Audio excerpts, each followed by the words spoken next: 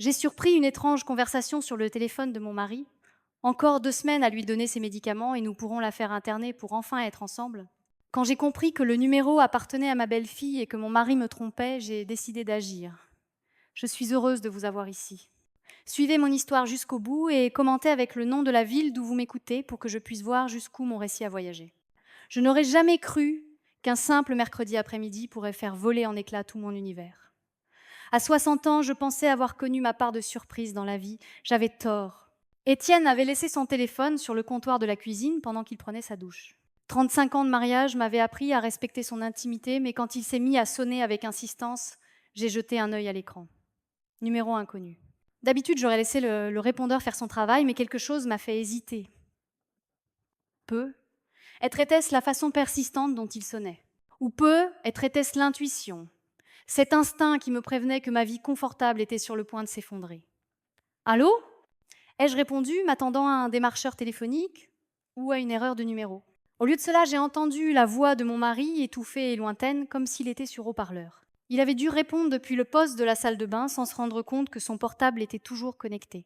Encore 2 semaines à lui donner ses médicaments, disait Étienne, son ton désinvolte, presque joyeux. Ensuite, nous pourrons la faire interner et enfin être ensemble au grand jour.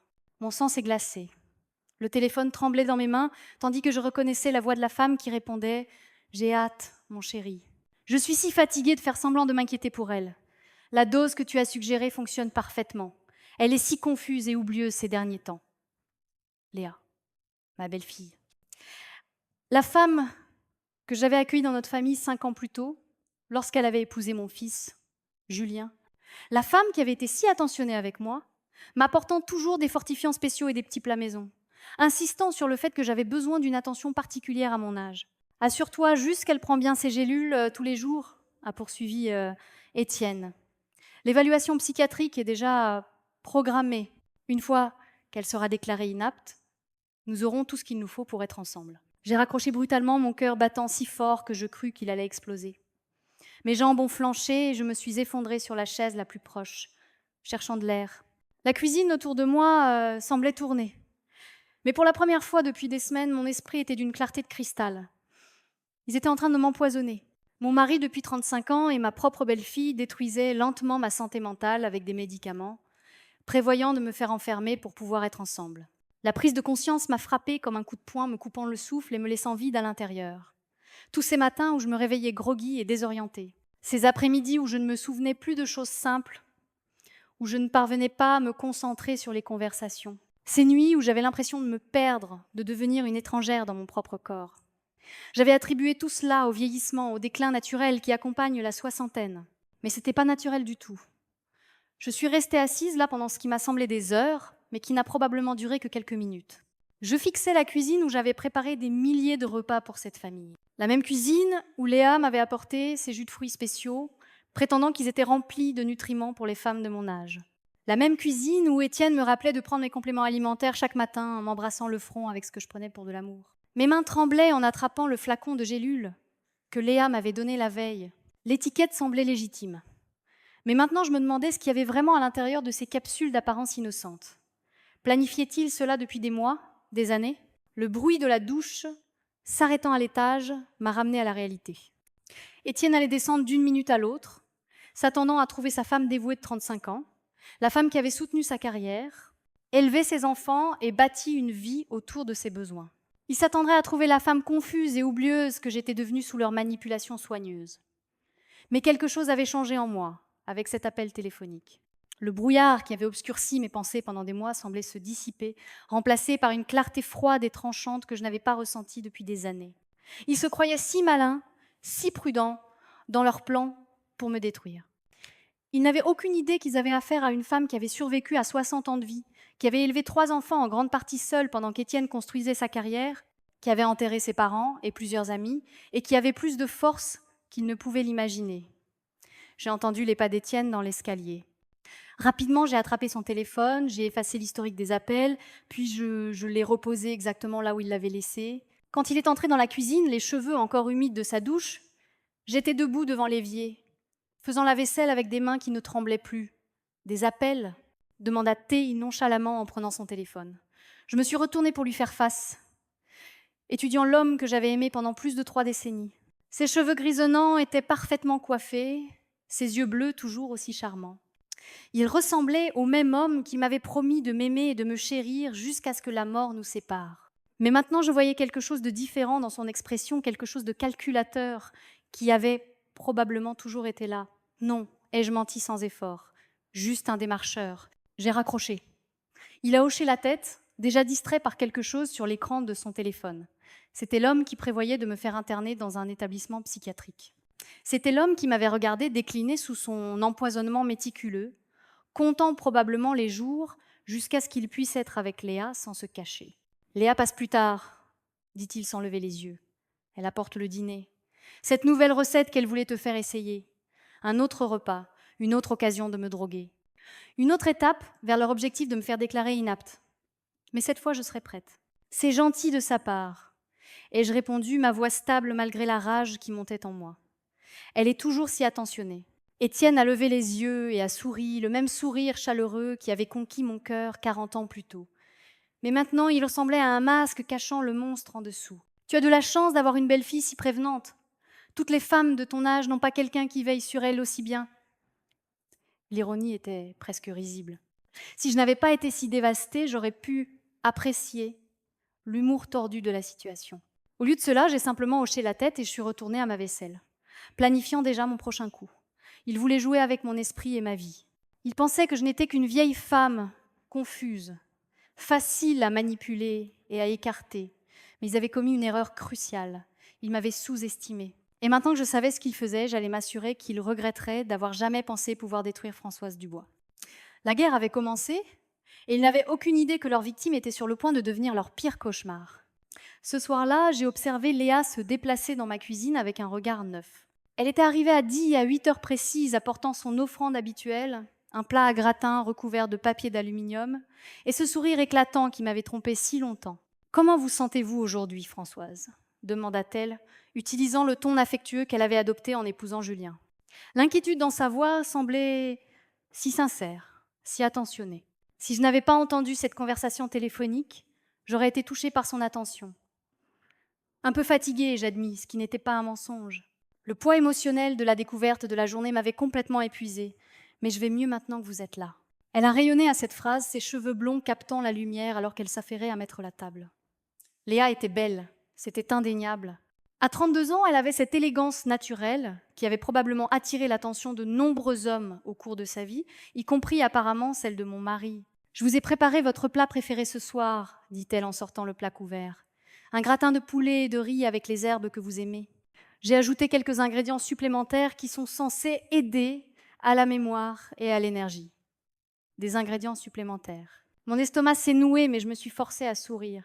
« Vous êtes si attentionnée, ma chère. Je ne sais pas ce que je ferais sans vous. »« Oh, vous n'aurez jamais à le découvrir, » répondit-elle. Et quelque chose dans son ton me fit frissonner.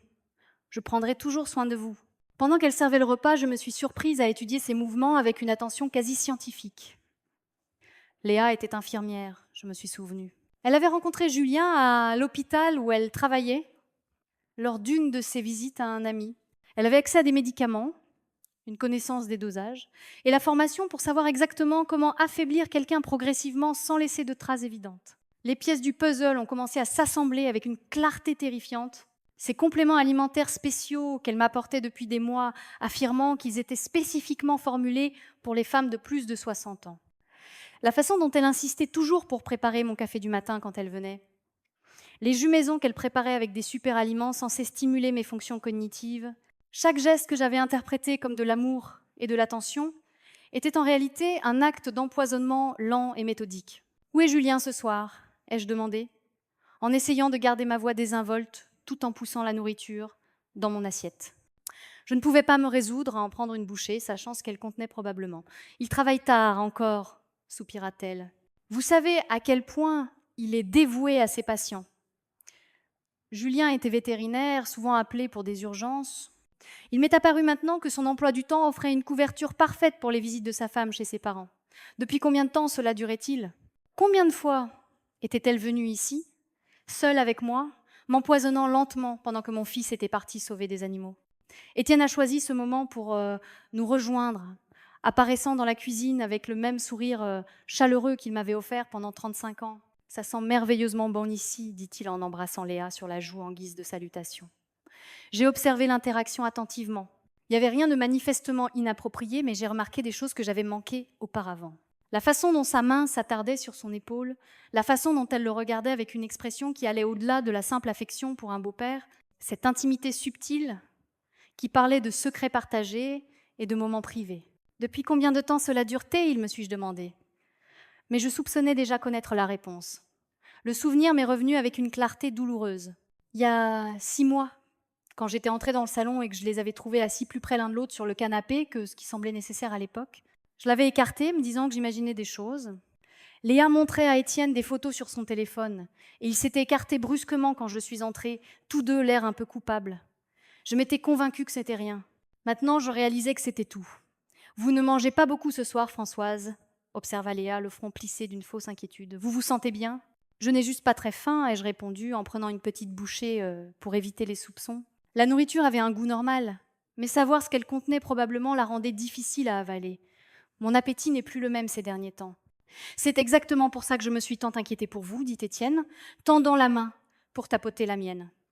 Son contact, autrefois réconfortant, me donnait maintenant la chair de poule. « Vous avez été si oublieuse, si fatiguée. Peu. Être devrions-nous prendre rendez-vous avec le docteur Martin. Le docteur Martin, notre médecin de famille depuis plus de 20 ans. Je me suis demandé s'il faisait partie de leur plan, ou s'ils avaient l'intention de le manipuler lui aussi. Comme il serait facile pour un mari et une belle-fille attentionnée de convaincre un médecin qu'une femme âgée montrait des signes de démence ou de dépression. Surtout si cette femme se comportait de manière confuse et désorientée depuis des mois à cause de médicaments inconnus. Je pensais à la même chose, intervint Léa. Peu, devrions-nous envisager de faire venir quelqu'un pour vous aider pendant la journée, juste le temps que vous vous sentiez mieux. Une aide à domicile. Quelqu'un pour me surveiller, pour s'assurer que je prenais mes médicaments, pour leur faire un rapport sur mon état mental. Une autre pièce de leur plan, soigneusement construit. Je ne pense pas que ce soit nécessaire, ai-je dit fermement. Je me débrouille très bien toute seule. Étienne et Léa ont échangé un regard qu'ils pensaient probablement que j'étais trop confuse pour surprendre. Mais je l'ai vu clairement. La communication silencieuse entre conspirateurs, la frustration partagée que leurs victimes ne coopèrent pas comme prévu. « Bien sûr que tu te débrouilles, ma chérie, » dit Étienne. Sur ce ton condescendant que je réalisais maintenant qu'il utilisait depuis des mois. Mais ça ne ferait pas de mal d'avoir un peu d'aide supplémentaire à la maison. Quelqu'un pour s'assurer que tu n'oublies pas de prendre tes fortifiants. Ces fortifiants encore, j'ai pris mentalement note de les faire analyser dès que possible. Si j'avais raison, ils contiendraient des substances bien plus dangereuses que le calcium et la vitamine D indiquées sur l'étiquette. Après le dîner, je me suis excusée pour aller aux toilettes. Mais au lieu de monter, je me suis glissée dans le bureau d'Étienne. J'avais environ 5 minutes avant qu'ils ne commencent à me chercher et je devais trouver des preuves de leur plan. L'ordinateur d'Étienne était protégé par un mot de passe, mais je le connaissais assez bien pour le deviner. C'était ma date de naissance, le même mot de passe qu'il utilisait depuis des années. L'ironie ne m'a pas échappé qu'il utilisait la date de ma naissance pour cacher son plan pour ma destruction.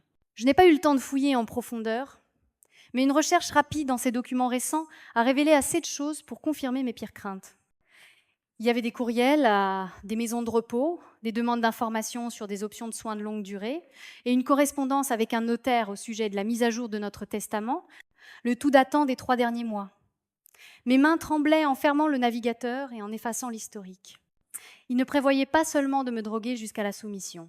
Il prévoyait de m'effacer entièrement, de m'enfermer là où je ne pourrais pas interférer avec leurs relations ou contester leurs droits à mes biens. « Françoise, tout va bien là-haut. » La voix d'Étienne a retenti d'en bas. « J'arrive tout de suite, » ai-je répondu, forçant ma voix à paraître faible et confuse. S'ils voulaient voir une vieille femme sur le déclin, je leur donnerais exactement ce qu'ils attendaient. Cela rendrait ma victoire finale d'autant plus douce. Quand je suis retournée à la cuisine, Léa emballait les restes du repas. « Je voulais ça pour demain, » dit-elle en plaçant le récipient dans mon réfrigérateur. « Mangez tout, il faut garder des forces. Plus de poison pour demain, plus d'étapes vers leur but. » « Merci, ma chère, » ai-je dit, en lui offrant ce que j'espérais être un sourire reconnaissant. « Vous prenez si bien soin de moi. » Elle m'a serrée dans ses bras pour me dire « au revoir ». Et je me suis forcée à ne pas reculer à son contact. « Reposez-vous bien ce soir, Françoise, et n'oubliez pas de prendre les fortifiants que je vous ai apportés. » Après leur départ, je suis restée seule dans ma cuisine, entourée des vestiges de leur tromperie. Le repas spécial attendait dans mon réfrigérateur pour continuer son lent travail de destruction de mon esprit. Le flacon de fortifiant était posé sur le comptoir. Des gélules d'apparence innocente qui étaient tout sauf innocentes. Pour la première fois depuis l'appel téléphonique de l'après-midi, je me suis permis de ressentir véritablement la profondeur de leur trahison. 35 ans de mariage détruit par la cupidité et la luxure. Une belle fille que j'avais aimée comme ma propre enfant révélait être une prédatrice calculatrice. La vie que j'avais bâtie, l'avenir que j'avais prévu, tout cela suspendu à un fil pendant que 2 personnes en qui j'avais confiance complotaient ma destruction. Mais alors que je nettoyais la cuisine, jetant la nourriture empoisonnée et cachant les fortifiants suspects, j'ai senti quelque chose d'inattendu grandir en moi. Pas seulement de la colère, bien qu'il y en ait eu beaucoup, pas seulement de la peine, bien que la douleur soit écrasante. Ce que je ressentais, c'était de la détermination, froide, tranchante et absolument impitoyable. Ils avaient fait l'erreur de me sous-estimer. Ils pensaient que je n'étais qu'une vieille femme confuse, facile à manipuler et à écarter. Mais j'avais pris soin de moi et des autres pendant 60 ans. J'avais survécu à des pertes et à des défis qu'ils ne pouvaient imaginer. Et maintenant que je savais ce qu'ils faisaient, j'allais m'assurer qu'ils subiraient des conséquences qu'ils n'avaient jamais prévues. Le jeu ne faisait que commencer et j'avais bien l'intention de gagner. Le lendemain matin, je me suis réveillée plus tôt que je l'avais fait depuis des mois. Pour la première fois depuis des semaines, ma tête était claire, mes pensées vives. L'absence de ce qu'ils mettaient dans ma nourriture faisait déjà une différence. Et je me sentais de nouveau moi-même. Un sentiment dont je n'avais pas réalisé qu'il me manquait. Étienne dormait encore à côté de moi, ronflant doucement comme il l'avait fait chaque matin pendant 35 ans. En le regardant maintenant, je ne ressentais que du dégoût. Cet homme avait partagé mon lit, mes rêves, toute ma vie d'adulte, et pendant tout ce temps, il avait planifié ma destruction. L'envie de le réveiller, de le confronter était presque écrasante, mais je me suis forcée à rester calme. J'avais besoin de preuves, des preuves solides et indéniables de ce qu'il faisait. Je me suis glissée hors du lit et je suis allée dans la cuisine où le flacon de fortifiant est exactement là où Léa l'avait laissé. Avec des mains qui tremblaient à peine, j'ai ouvert le flacon et examiné les gélules à l'intérieur. Elles semblaient normales, des gélules standards remplies de ce qui semblait être de la poudre de vitamines. Mais les apparences, j'avais appris, pouvaient être terriblement trompeuses. J'ai soigneusement retiré 3 gélules et les ai placées dans un petit sachet en plastique. Puis j'ai rempli le flacon avec de vraies vitamines que j'ai trouvées dans mon armoire à pharmacie. Si quelqu'un comptait, il trouverait le même nombre de pilules. Mais s'il testait ce que j'avais pris, j'aurais enfin la preuve de leur empoisonnement. L'étape suivante était plus difficile. Je devais tout documenter sans éveiller les soupçons. Ce qui signifiait continuer à jouer le rôle de la femme confuse et déclinante qu'il s'attendait à voir. C'était être la performance la plus difficile de ma vie. Quand Étienne est descendu pour le petit déjeuner, j'étais devant les fourneaux en train de faire des œufs brouillés, bougeant lentement et m'arrêtant parfois comme si j'avais oublié ce que je faisais. « Bonjour ma chérie », dit-il, m'embrassant sur la joue avec des lèvres qui semblaient glaciales contre ma peau. « Comment as-tu dormi ?»« Oh, tu sais », je répondis vaguement, laissant ma voix s'éteindre comme si je ne pouvais pas tout à fait finir ma pensée. J'ai fait des rêves étranges. Il a étudié mon visage avec une expression que je reconnaissais maintenant comme une évaluation clinique plutôt qu'une préoccupation. Tu devrais prendre tes fortifiants avec le petit déjeuner, a-t-il suggéré. Léa dit que ça aidera pour les problèmes de sommeil. J'ai hoché la tête docilement et j'ai attrapé le flacon, m'assurant qu'il me voyait prendre une des vitamines de remplacement. Elle est si bonne pour moi, ai-je murmuré. Je ne sais pas ce que je ferais sans elle. Moi non plus, a-t-il répondu. Et la façon dont il l'a dit m'a glacé le sang. Après qu'Étienne soit parti pour sa promenade matinale, une routine qu'il avait commencée il y a 3 mois, à peu près au moment où cette campagne d'empoisonnement a dû commencer, je me suis mise au travail.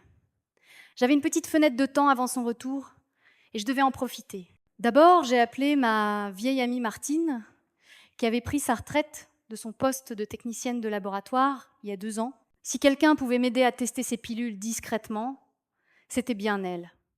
Françoise. La voix de Martine était surprise. « Je n'ai pas eu de tes nouvelles depuis des semaines. Comment vas-tu ? Étienne a mentionné que tu avais quelques problèmes de santé. » Bien sûr, il l'avait fait. Il construisait déjà le récit, préparant tout le monde à croire que je déclinais mentalement et physiquement. « Je vais bien, » ai-je dit fermement, « mais j'ai besoin d'un service. Et il faut que tu gardes ça absolument confidentiel. » J'ai arrangé un rendez-vous avec Martine dans un café de l'autre côté de la ville, un endroit où ni Étienne ni Léa ne penseraient à me chercher. Ensuite, j'ai commencé la partie la plus dangereuse de mon enquête, fouiller la maison à la recherche de preuves. Le bureau d'Étienne avait fourni quelques informations la nuit précédente, mais j'en avais besoin de plus. J'ai commencé par le sac à main de Léa, qu'elle laissait souvent dans notre chambre d'amis quand elle venait. Mes mains tremblaient en fouillant dans ses affaires, me sentant comme une voleuse dans ma propre maison. Ce que j'ai trouvé m'a retourné l'estomac. Cachée dans une poche latérale se trouvait une petite fiole de liquide clair sans étiquette, ainsi que plusieurs seringues. Il y avait aussi des notes manuscrites de sa belle écriture d'infirmière. Dose du matin 2 millilitres dans le café. Soir, une gélule avec le dîner. Augmenté de 0,5 millilitres par semaine. Ils avaient tenu des registres détaillés de la façon dont ils m'empoisonnaient, suivant mon déclin comme une expérience scientifique. La froideur clinique de la chose était peu être pire que la trahison elle-même.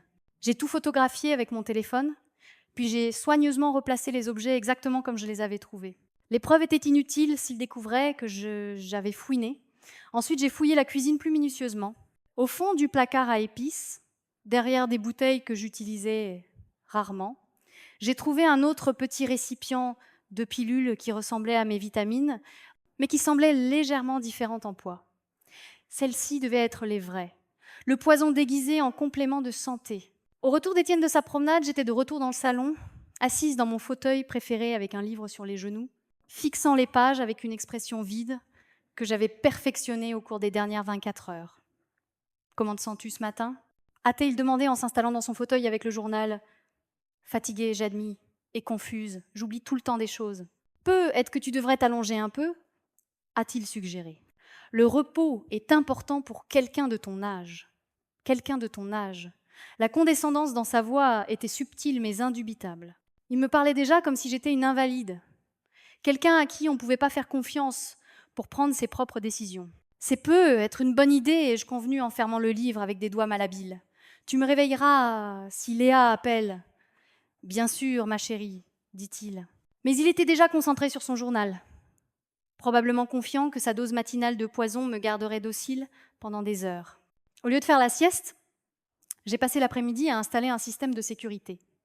Pas le genre évident qui les alerterait de mes soupçons, mais quelque chose de plus subtil. J'ai commandé de minuscules caméras en ligne, le genre conçu pour la sécurité domestique, qui pouvaient être cachées dans des objets du quotidien. Si j'allais les démasquer, j'avais besoin de preuves vidéo d'eux en train de trafiquer ma nourriture et mes médicaments. Ce soir-là, Léa est arrivée avec un autre repas spécial et son sourire éclatant habituel. La voir se déplacer dans ma cuisine, sachant ce qu'elle faisait vraiment, c'était comme regarder une araignée tisser sa toile autour d'une mouche piégée. La mouche, il se trouvait que c'était moi. « Vous avez meilleure mine ce soir » a-t-elle observé en posant un plat à gratin, plus alerte. J'ai forcé mon expression à s'embrumer de confusion. Vraiment, je ne sais plus faire la différence. Tout semble si brumeux ces derniers temps. C'est normal, dit-elle rapidement. C'est juste votre corps qui s'adapte au vieillissement. Les fortifiants aideront, mais ça prend du temps. Elle s'est affairée à réchauffer la nourriture, et j'ai regardé attentivement alors qu'elle ajoutait quelque chose d'un petit récipient à ma portion. Le mouvement était si rapide et exercé que je l'ai presque manqué. Mais maintenant que je savais quoi chercher, c'était évident. J'ai parlé au secrétariat du docteur Martin aujourd'hui, dit-elle nonchalamment en remuant la nourriture. Je pense que vous devriez faire un bilan de santé complet, juste pour être sûr que tout va bien. Mon cœur battait la chamade, mais j'ai gardé ma voix égale. Pensez-vous que ce soit nécessaire ? C'est juste une précaution, m'a-t-elle assurée. Mais je suis un peu inquiète de certains de vos symptômes, les problèmes de mémoire, la confusion, les sautes d'humeur. Ça pourrait valoir la peine d'explorer quelques options de traitement. Options de traitement.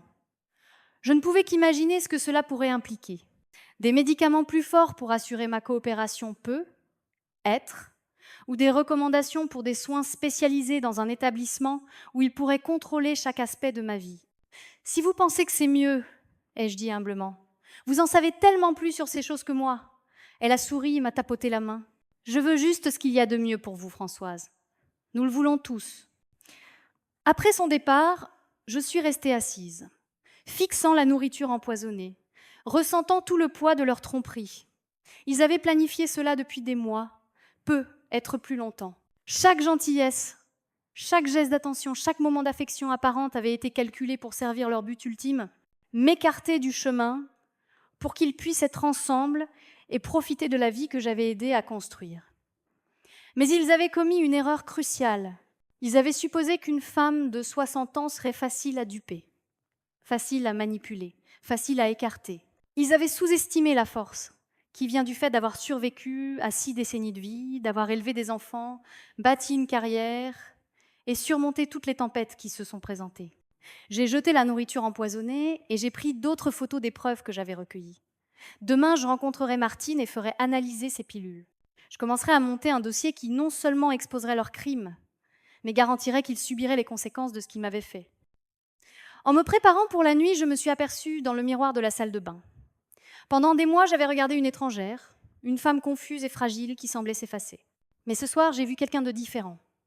J'ai vu une femme qui avait découvert qu'elle était plus forte qu'elle ne l'avait jamais su. Une femme qui refusait d'être une victime. Ils voulaient me détruire, m'effacer de ma propre vie. Au lieu de cela, ils avaient réveillé en moi quelque chose que je n'avais pas ressenti depuis des années. La détermination féroce de me battre, de récupérer ce qui m'appartenait et de m'assurer qu'ils paieraient pour chaque jour qu'ils m'avaient volé. Le jeu était loin d'être terminé, mais pour la première fois depuis le début de ce cauchemar, j'étais confiante quant à l'identité du vainqueur. L'appel de Martine est arrivé 3 jours plus tard, alors que je faisais semblant de faire la sieste dans le salon. Étienne était dans son bureau, probablement en train de rechercher d'autres établissements psychiatriques, alors j'ai répondu rapidement et à voix basse « Françoise, il faut qu'on parle ». La voix de Martine était tendue d'inquiétude. « Ces pilules que tu m'as données, ce que tu soupçonnais, était juste. Elles contiennent un cocktail de sédatifs et d'anxiolytiques qui provoquerait sans aucun doute confusion, perte de mémoire et désorientation. La personne qui donnait ça t'a systématiquement drogué pendant des mois. Même si je connaissais la vérité, l'entendre confirmer m'a frappé comme un coup de poing. Quel dommage aurait-il pu causer ? Ai-je chuchoté. À long terme, probablement pas grand-chose puisque tu as arrêté de les prendre à temps, mais Françoise... La voix de Martine a baissé. La combinaison qu'ils utilisaient aurait pu te tuer s'ils avaient beaucoup plus augmenté la dose. Il ne s'agit pas seulement de te rendre docile. À des niveaux plus élevés, cela pourrait causer une dépression respiratoire, des problèmes cardiaques. Tu dois porter ça à la police.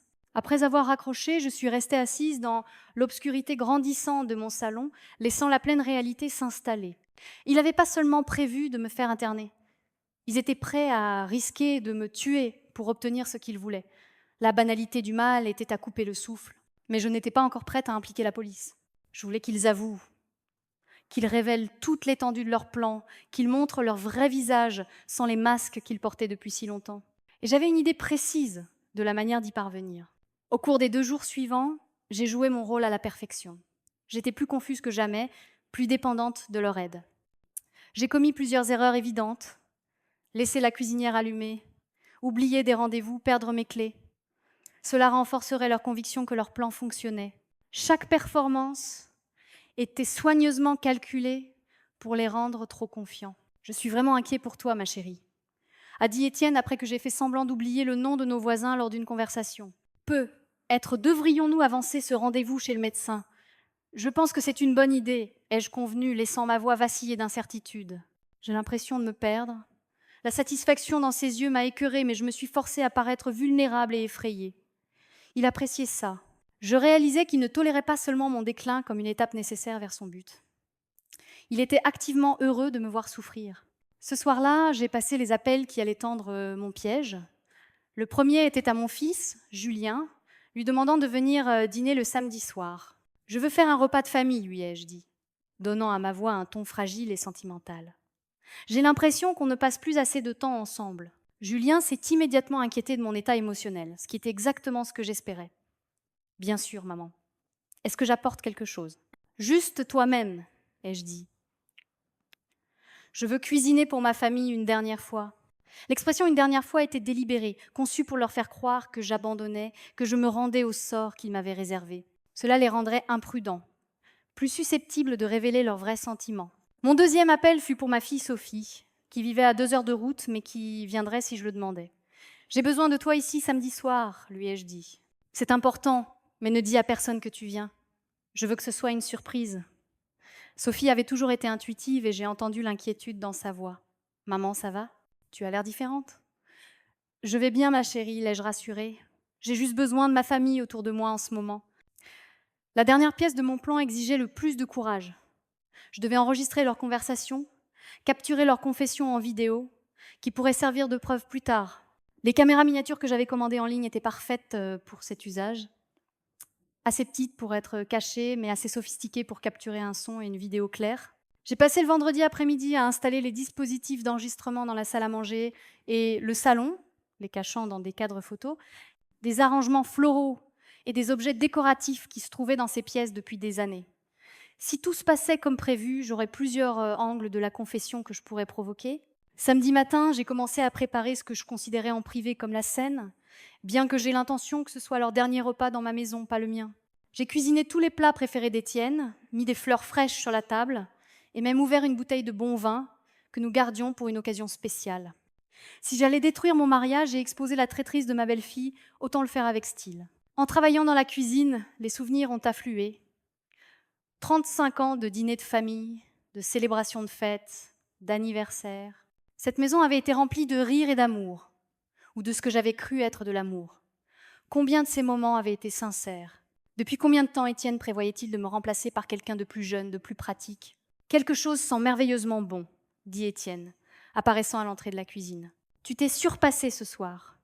Je lui ai souri, l'expression me semblant être du verre brisé sur mon visage.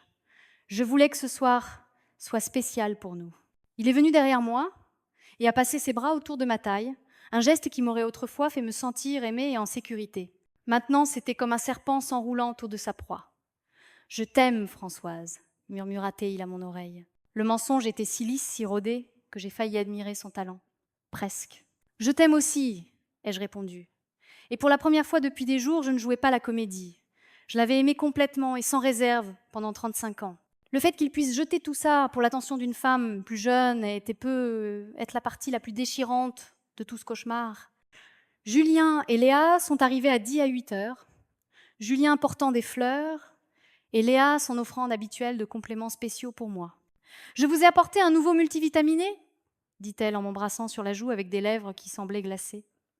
Celui-ci est spécialement conçu pour la fonction cognitive. Plus de poison enveloppé sous le couvert de l'attention. J'ai accepté le flacon avec des mains tremblantes, jouant le rôle de la victime reconnaissante et confuse une dernière fois. « Vous êtes si bonne pour moi, ma chère », ai-je dit assez fort pour que les caméras cachées puissent le capter. « Je ne sais pas ce que je ferais sans vous pour prendre soin de moi. Vous n'aurez jamais à le découvrir, répondit-elle, et la promesse dans sa voix ressemblait plus à une menace. Nous avons fait la conversation pendant l'apéritif, la discussion s'écoulant avec l'aisance de personnes qui avaient partagé des centaines de soirées comme celle-ci, mais sous le rythme familier, je sentais la tension monter. Étienne et Léa n'arrêtaient pas d'échanger des regards, et j'ai remarqué comment ils se positionnaient l'un près de l'autre, comment leur langage corporel suggérait une intimité qui allait bien au-delà des relations familiales appropriées. À 10 à 9h30, juste au moment où j'allais suggérer que nous passions à table, la sonnette a retenti. Je me demande qui ça peut être, et je dis innocemment, bien que mon cœur batte la chamade d'anticipation. Quand j'ai ouvert la porte, Sophie se tenait là, l'air confus. « Maman, je croyais que tu avais dit. » Oh, ses yeux ont balayé la scène derrière moi. Le dîner de famille que j'avais apparemment oublié de mentionner. La table élégamment dressée, l'atmosphère évidente d'une occasion spéciale. Sophie, Julien s'est levé d'un bond, surpris. « Qu'est-ce que tu fais ici ?» Sophie a regardé tour à tour moi et les autres, sentant clairement des courants sous-jacents qu'elle ne comprenait pas. Maman m'a demandé de venir. Elle a dit que c'était important. Tous les yeux étaient maintenant tournés vers moi, et j'ai laissé la confusion obscurcir mon expression, comme si je ne me souvenais vraiment pas d'avoir passé cet appel. Vraiment ? Je suis désolée, ma chérie. J'ai été si oublieuse ces derniers temps. Le regard qui a passé entre Étienne et Léa était électrique de tension. Cela ne faisait pas partie de leur plan, et ils ne savaient pas comment gérer l'écart par rapport à leur scénario. « Ce n'est pas grave, dit rapidement Léa, sa formation d'infirmière prenant le dessus alors qu'elle gérait la situation. On peut ajouter un couvert. Plus on est de fous, plus on rit. » Mais je pouvais voir le calcul dans ses yeux, l'évaluation rapide de la manière dont la présence inattendue de Sophie pourrait affecter ce qu'ils avaient prévu pour ce soir. Ils comptaient sur le fait que ce serait un dîner de famille intime où ils pourraient continuer à renforcer le récit de mon déclin mental. L'arrivée de Sophie changeait entièrement la dynamique. Alors que nous nous asseyions enfin pour dîner, j'ai regardé autour de la table les personnes qui avaient autrefois représenté tout ce que j'aimais le plus au monde. Mon mari de 35 ans qui prévoyait de me faire interner dans un établissement psychiatrique.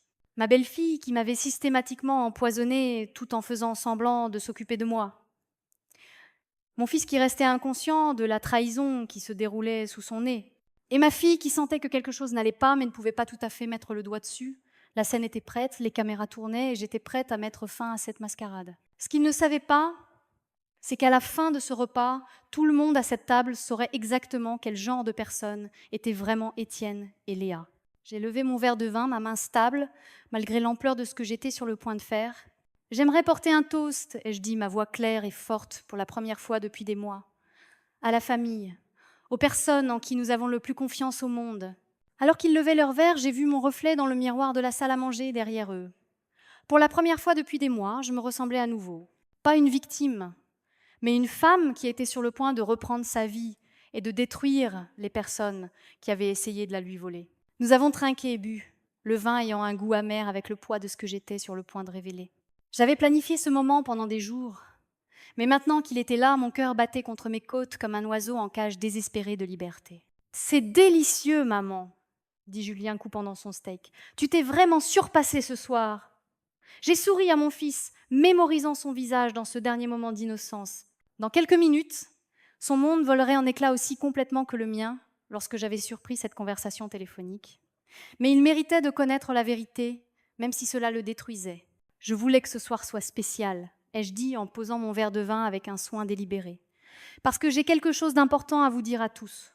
Sophie a levé les yeux brusquement, son instinct maternel captant quelque chose dans mon ton. Étienne est devenu très immobile, sa fourchette figée à mi-chemin de sa bouche. Le sourire de Léa a vacillé, remplacé par une lassitude qu'elle a essayé de cacher derrière une autre gorgée de vin. En fait, ai-je continué, ma voix devenant plus forte à chaque mot, j'ai plusieurs choses à vous dire, en commençant par le fait que je sais exactement ce qui m'arrive. Le silence qui a suivi était assourdissant. Julien avait l'air confus, Sophie inquiète. Mais ce sont les expressions sur les visages d'Étienne et de Léa qui ont tout confirmé ce que je soupçonnais. Culpabilité, peur, et en dessous de tout cela, un calcul froid alors qu'ils essayaient de comprendre ce que je savais et comment contenir les dégâts. « Maman, de quoi parles-tu » a demandé Julien, sa voix douce mais perplexe. J'ai sorti de mon sac à main le flacon de fortifiant que Léa m'avait donné ce soir-là, le posant sur la table avec un léger clic. Je parle de ça. Les compléments spéciaux que ma chère belle-fille m'apporte depuis des mois.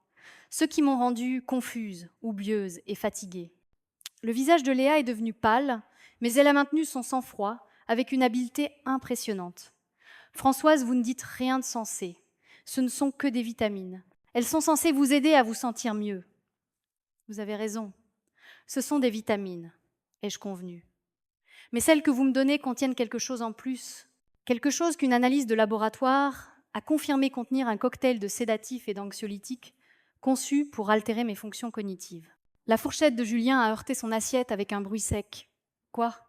C'est impossible. Léa ne ferait jamais. Vraiment ? Je me suis tournée pour regarder ma belle-fille qui serrait maintenant son verre de vin si fort que je pensais qu'il pourrait se briser. Parle-lui. Parle à mon fils des notes détaillées que tu tiens pour suivre mes dosages. Parle-lui des seringues et des fioles non étiquetées que j'ai trouvées dans ton sac. Je ne sais pas de quoi vous parlez, a balbutié Léa. Mais sa voix manquait de conviction. Vous êtes confuse, Françoise. Vous avez eu des épisodes ces derniers temps, oubliant des choses, devenant paranoïaque. Vraiment ? Ai-je demandé en sortant mon téléphone. Parce que je me souviens assez clairement avoir enregistré cette conversation il y a 3 jours. J'ai appuyé sur lecture et la voix d'Étienne a rempli la salle à manger, claire et accablante. Encore 2 semaines à lui donner ses médicaments. Ensuite, nous pourrons la faire interner et enfin être ensemble au grand jour. L'effet a été instantané et dévastateur. Le visage de Julien est devenu blanc comme un linge alors que la voix de Léa suivait. « J'ai hâte, mon chéri. Je suis si fatiguée de faire semblant de m'inquiéter pour elle. » Sophie a eu un hoquet de surprise, sa main se portant à sa bouche. Julien avait l'air de quelqu'un à qui on venait de dire que toute sa vie était un mensonge. Ce qui, d'une certaine manière, était exactement ce qui s'était passé. Ce n'est pas. Commença Julien, puis s'arrêta, ses yeux se déplaçant entre sa femme et son père. Ça ne peut pas être réel. C'est très réel, ai-je dit, gardant ma voix stable malgré la rage qui brûlait dans ma poitrine. Ta femme et ton père ont une liaison tout en m'empoisonnant systématiquement dans le but de me faire déclarer mentalement inapte pour qu'ils puissent être ensemble sans l'inconvénient d'un divorce ou le scandale de l'adultère. Étienne a finalement retrouvé sa voix. Françoise, tu sors ça de son contexte. Cette conversation n'était pas. N'était pas quoi? Ai-je lâché, mon sang-froid se fissurant enfin. N'était-ce pas toi en train de planifier de me droguer pour me faire mettre dans un établissement psychiatrique afin que tu puisses ouvertement coucher avec la femme de notre fils? N'était-ce pas toi qui comptais les jours jusqu'à ce que tu puisses me faire enfermer comme un secret gênant? Tu ne comprends pas, a dit désespérément Léa, se tournant vers Julien avec des larmes aux yeux. Ta mère a été si difficile ces derniers temps, si paranoïaque et accusatrice. Nous essayons juste de l'aider. En l'empoisonnant, la voix de Sophie a fendu l'air comme un fouet. En prévoyant de la faire interner dans un asile, ça ne devait pas être permanent, a dit Étienne. Et la manière désinvolte dont il l'a dit m'a glacé le sang, juste jusqu'à ce qu'elle puisse obtenir l'aide dont elle a besoin. L'aide dont j'ai besoin, j'ai ri et le son était amer et tranchant. La seule aide dont j'avais besoin était une protection contre les deux personnes en qui j'avais le plus confiance au monde. Julien était resté silencieux pendant cet échange, fixant son assiette comme si elle contenait les réponses à des questions qu'il ne savait pas comment poser. Quand il a finalement levé les yeux, ses yeux étaient remplis d'une douleur si profonde que mon cœur s'est serré pour lui. « Depuis quand » a-t-il demandé doucement. Léa a tendu la main vers lui, mais il s'est retiré de son contact comme si elle était toxique. « Julien, s'il te plaît, depuis quand couches-tu avec mon père ?»« Ce n'est pas ce que tu penses, dit-elle. » Mais même elle semblait réaliser à quel point cela sonnait creux. « 8 mois, a répondu Étienne quand elle n'a pas pu. Quelque chose s'est brisé en moi à cette confirmation. 8 mois de mensonges, de trahison, à me regarder décliner sous leur empoisonnement méticuleux pendant qu'ils planifiaient leur avenir ensemble. 8 mois où Étienne dormait à côté de moi chaque nuit en rêvant d'une autre femme. 8 mois où Léa m'embrassait sur la joue en m'appelant par mon prénom tout en travaillant secrètement à me détruire. 8 mois, ai-je répété. Et depuis combien de temps me droguez-vous ? Ils ont échangé un regard et j'ai vu le moment où ils ont décidé d'arrêter de faire semblant. 6 mois, a dit doucement Léa. Depuis que nous avons décidé d'être ensemble de façon permanente. De façon permanente, a dit Sophie, sa voix tremblant de rage. Vous voulez dire depuis que vous avez décidé de vous débarrasser de maman ? Nous n'allions pas lui faire de mal, a protesté Étienne. Mais les mots sonnaient faibles même pour lui. Le plan était de la faire soigner dans un bel établissement, un endroit où elle serait en sécurité et à l'aise. Pendant que vous preniez sa vie, sa maison, ses biens, a rétorqué Sophie.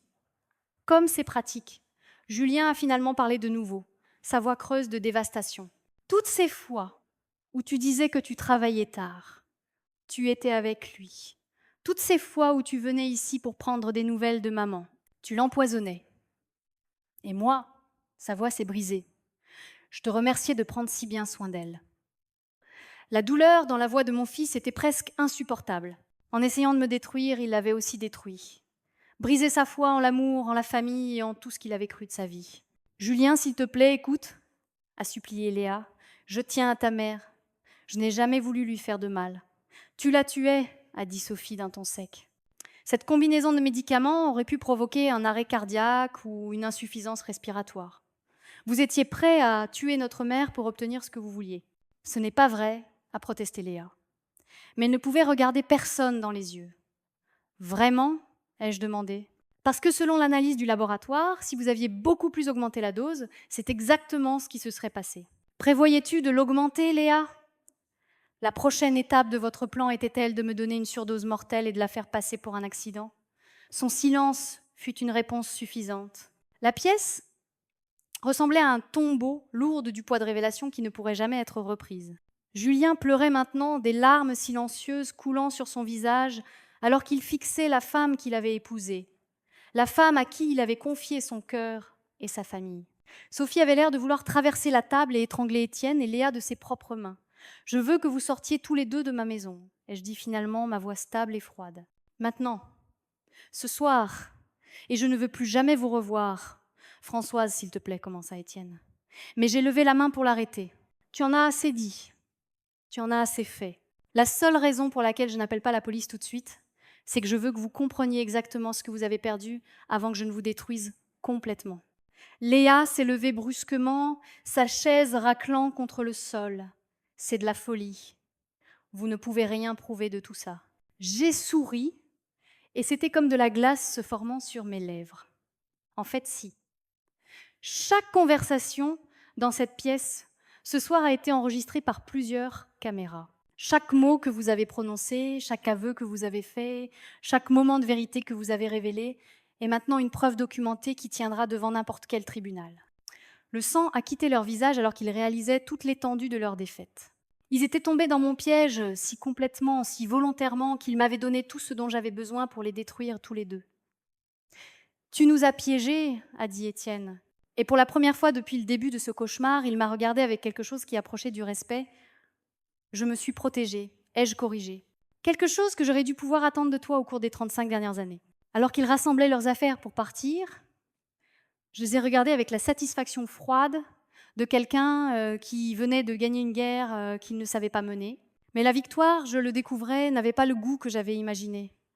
Elle était amère, creuse et teintée d'une tristesse qui allait plus loin que la colère ou la trahison.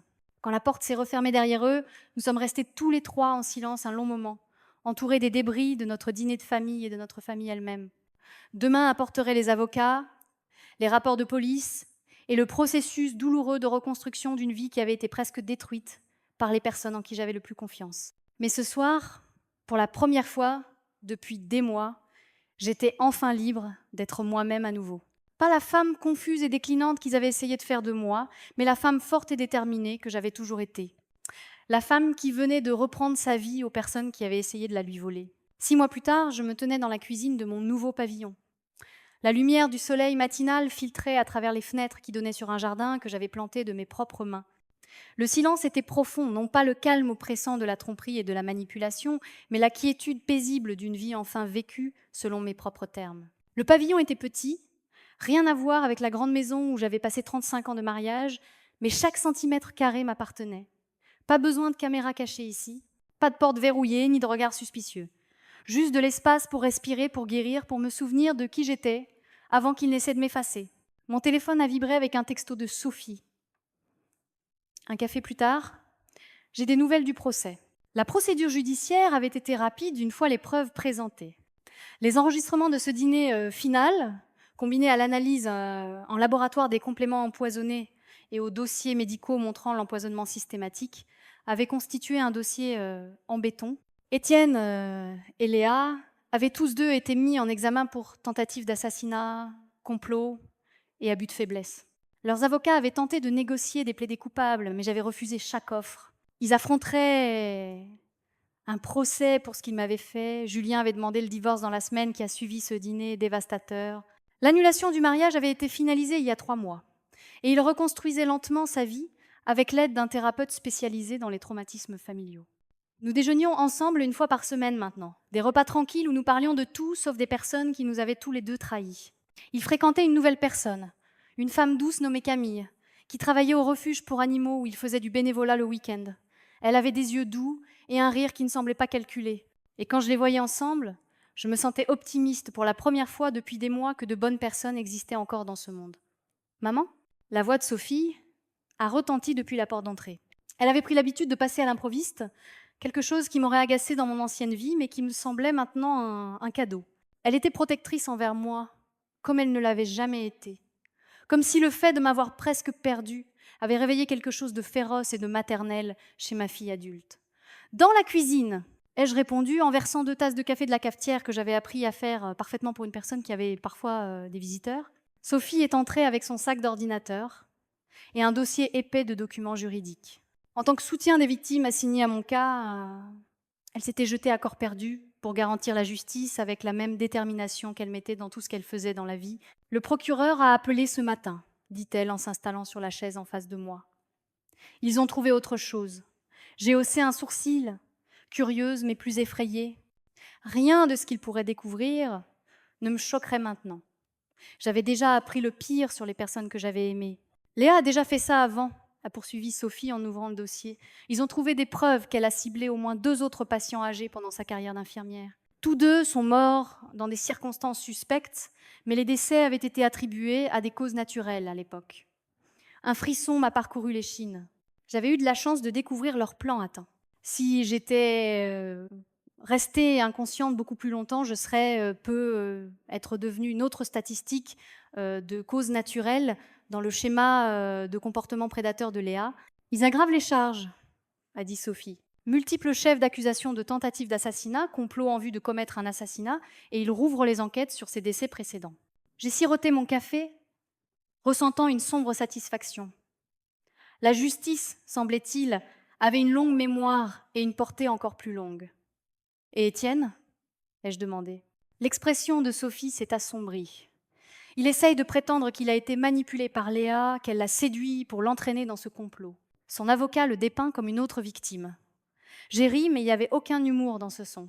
35 ans de mariage, et il pense toujours que je ne le connais pas assez bien pour voir clair dans ses mensonges. Le procureur n'y croit pas, m'a assuré Sophie. Les conversations enregistrées montrent clairement qu'il était un partenaire égal dans la planification de ton élimination. Élimination. Un mot si clinique pour meurtre, pour l'effacement systématique de la vie et de l'identité d'une personne. Mais clinique était exactement ce qu'avait été leur plan. Froid, calculé et totalement sans remords jusqu'à ce qu'il soit pris. Il y a autre chose, a dit Sophie, son ton s'adoucissant. L'enquête de l'assurance a trouvé des irrégularités dans la police d'assurance vie qu'Étienne a souscrite pour toi il y a 8 mois. Il a augmenté ta couverture à 2 millions d'euros juste au moment où la liaison a commencé. 2 millions d'euros. Le prix qu'ils avaient mis sur ma vie, ou plutôt sur ma mort, c'était presque flatteur d'une manière tordue. Au moins, ils m'avaient considérée comme précieuse, même si ce n'était que comme un cadavre. Eh bien, ai-je dit ? En remuant de la crème dans mon café avec des mains stables. Au moins, je sais ce que je valais pour eux. Tu vaux tellement plus que ça, maman, a dit Sophie avec ferveur, pour nous tous qui t'aimons vraiment. J'ai tendu la main sur la table et j'ai serré la sienne. Je le sais maintenant. Il m'a juste fallu 60 ans pour comprendre la différence entre les gens qui vous aiment et les gens qui vous utilisent. Après le départ de Sophie pour le travail, j'ai marché dans mon petit jardin, vérifiant les tomates et les herbes que j'avais plantées en emménageant. Le jardinage était devenu une forme de méditation pour moi, une façon de me connecter à quelque chose de réel, de vivant et d'honnête. Les plantes ne mentent pas, ne manipulent pas et ne complotent pas. Soit elles prospèrent sous vos soins, soit elles ne le font pas. Et leur honnêteté était rafraîchissante après des mois de tromperie. Mon téléphone a sonné alors que j'enlevais les roses fanées. Le numéro était masqué, mais j'ai répondu quand même. Je n'avais plus peur des appels téléphoniques. Françoise, la voix d'Étienne était faible et désespérée. S'il te plaît, ne raccroche pas. J'y ai réfléchi, puis j'ai décidé que j'étais curieuse d'entendre ce qu'il avait à dire après 6 mois de silence. Tu as 2 minutes. Je veux que tu saches que je n'ai jamais voulu que ça aille aussi loin, a-t-il dit. Les mots sortant en un flot précipité. Léa, elle m'a convaincue que tu déclinais de toute façon, que nous ne faisions qu'accélérer l'inévitable. L'inévitable, ai-je répété. Tu veux dire ma mort ? Pas la mort, a-t-il protesté. Juste la transition vers un endroit où tu pourrais être soignée correctement. Pendant que toi et ma belle-fille profitiez de ma maison, de mon argent et de mon absence. Un silence s'est étiré entre nous, rempli de 35 ans d'histoire commune qui semblait maintenant appartenir à la vie de quelqu'un d'autre. Je t'ai aimé un jour, a-t-il dit finalement. Je veux que tu le saches. Un jour ai-je convenu, mais pas assez pour continuer à m'aimer quand quelque chose de mieux s'est présenté. François, s'il te plaît, garde ça pour ton thérapeute, Étienne. Ou mieux encore, garde ça pour ton compagnon de cellule. J'ai raccroché et bloqué le numéro, puis je suis restée dans mon jardin, respirant l'air pur et me sentant plus légère que je ne l'avais été depuis des mois. Sa voix n'avait plus aucun pouvoir sur moi. Ses mots ne pouvaient plus me blesser, ne pouvaient plus me faire douter de moi ou remettre en question ma valeur. Cette femme effrayée et confuse qu'ils avaient essayé de créer avait disparu, remplacée par quelqu'un de plus fort que je n'aurais jamais imaginé pouvoir être. Ce soir-là, Julien est passé avec de la nourriture chinoise à emporter et des histoires sur sa journée à la clinique vétérinaire. Nous avons mangé sur ma petite terrasse, entourée des fleurs que j'avais plantées et des carillons que Sophie m'avait offerts pour ma nouvelle maison. En parlant de tout et de rien, j'ai regardé le visage de mon fils se détendre d'une manière qu'il n'avait pas fait depuis des mois. Le regard hanté s'estompait, remplacé par quelque chose qui pourrait éventuellement devenir la paix. Je pense à déménager, a-t-il dit alors que nous nettoyions les emballages du dîner. Recommencer à zéro quelque part de nouveau. Ce serait peu être bien pour toi, ai-je convenu. Parfois, un changement de décor aide à se voir plus clairement. Il a souri à cela. Le premier sourire sincère que je voyais de sa part depuis ce terrible dîner 6 mois plus tôt. C'est à ça que sert cet endroit pour toi, une façon de te voir clairement. J'ai regardé autour de mon petit pavillon la vie que j'avais construite sur les ruines de mon mariage et j'ai ressenti un profond sentiment de satisfaction. Cet endroit, c'est moi qui me souviens de qui j'étais avant de devenir celle qu'il voulait que je sois. Et qui est-ce ? A-t-il demandé. J'ai sérieusement réfléchi à la question. Quelqu'un qui n'a besoin de la permission de personne pour exister. Quelqu'un qui connaît sa propre valeur. Quelqu'un qui ne sera plus jamais la victime de personne. 3 semaines plus tard, Sophie a appelé avec la nouvelle que j'attendais. Étienne et Léa avaient tous deux été reconnus coupables de tous les chefs d'accusation. Étienne a écopé de 15 ans pour tentative d'assassinat et complot. Léa, avec son historique de ciblage de patients âgés, a été condamnée à la réclusion à perpétuité sans possibilité de libération conditionnelle. « C'est fini, maman », a dit Sophie, la voix chargée d'émotion. « Ils ne peuvent plus te faire de mal, mais je savais déjà que c'était fini. C'était fini au moment où j'ai cessé d'avoir peur d'eux. Au moment où j'ai choisi de me battre au lieu d'accepter le rôle de victime qu'ils m'avaient assigné. Le procès n'était que de la paperasse, des formalités juridiques pour clore un chapitre qui était déjà terminé dans mon cœur. Ce soir-là, je me suis assise sur ma terrasse avec un verre de vin, regardant les étoiles apparaître dans le ciel qui s'assombrissait. Quelque part là-bas, Étienne commençait sa première nuit en prison. Probablement toujours convaincu qu'il était la vraie victime de cette histoire. Léa faisait face au reste de sa vie derrière les barreaux. Sa carrière de prédatrice enfin terminée. Mais moi, j'étais ici, dans mon propre espace, entourée de choses que j'avais choisies et de gens qui m'aimaient sans condition ni arrière-pensée. À 60 ans, j'avais découvert quelque chose que beaucoup de gens n'apprennent jamais, que la liberté la plus profonde ne vient pas d'obtenir ce que l'on veut, mais de ne plus avoir besoin de ce que l'on pensait ne pas pouvoir vivre sans. J'ai levé mon verre vers les étoiles, vers la femme que j'avais été et la femme que j'étais devenue. Aux secondes chances, ai-je dit à voix haute, ma voix claire et forte dans l'air calme du soir, et au fait de ne jamais oublier que vous êtes plus fort que les gens qui essaient de vous briser. Le silence qui a suivi n'était plus vide. Il était plein de possibilités, de paix, d'un avenir qui m'appartenait entièrement. Et pour la première fois de ma vie d'adulte, c'était plus que suffisant. J'avais 60 ans, et ma vie ne faisait que commencer. Maintenant, je suis curieuse de vous connaître, vous qui avez écouté mon histoire. Que feriez-vous si vous étiez à ma place ? Avez-vous déjà vécu quelque chose de similaire ? Commentez ci-dessous. En attendant, je vous laisse sur l'écran final 2 autres histoires qui sont les préférées de la chaîne et qui vous surprendront certainement. Merci d'avoir regardé jusqu'ici.